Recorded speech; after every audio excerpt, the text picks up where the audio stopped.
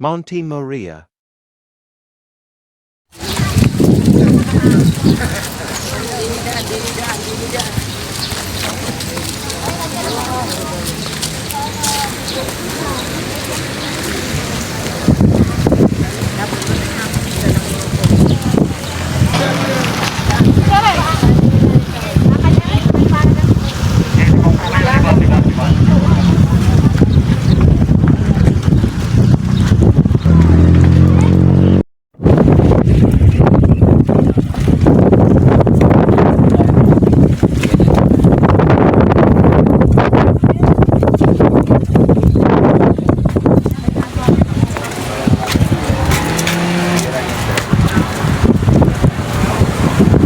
Dito po kami sa Monte Maria.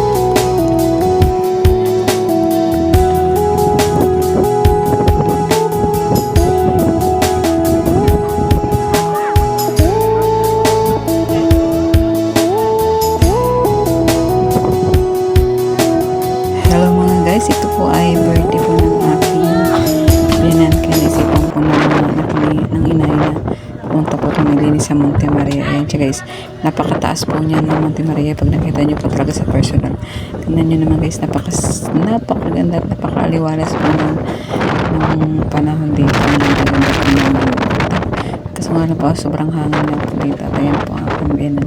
Tari po yung kanyang mga anak. Siya guys, tingnan nyo naman ang view. Ay sarap pagmasdan ng kabuong kalangitan. Kasi dati nakailang punta na rin po ako dito sa Monte Maria. Hindi pa po ganito siya kaganda. Pero may mga bago din po kung tinatayo pa ngayon ng mga bagong infrastruktura. Yun hindi ko masyado na because may mga ganda. Siguro pag nabuo po lahat din ang mga tinatayo pa po, mas maganda po siya. Mas marami pong mga attraction po din na makikita. Under construction pa po kasi ang iba, kaya yan medyo ano pa po, tingnan siya guys. Oh, napakaganda. Then guys, pagbaba na po kami ngayon ng Monte Maria. Na-enjoy po namin ang mga view dito. Nakapasok po kami sa loob ng simbahan. Hindi ko na rin po na-videoan sa loob mismo ng simbahan. Yan po ay pababa na rin po kami. Pagkatapos nga po niyan ay mag-outing na po kami dahil nakasimba na po kami din sa Monte Maria. Ayan po, nagsisibababaan na po kami niyan. Ayan mga guys, napakaganda. Basta gusto nyo rin pong pumunta din. Napakaganda po talaga, mag-i-enjoy po kayo. Ayan, napakagandang bulaklak.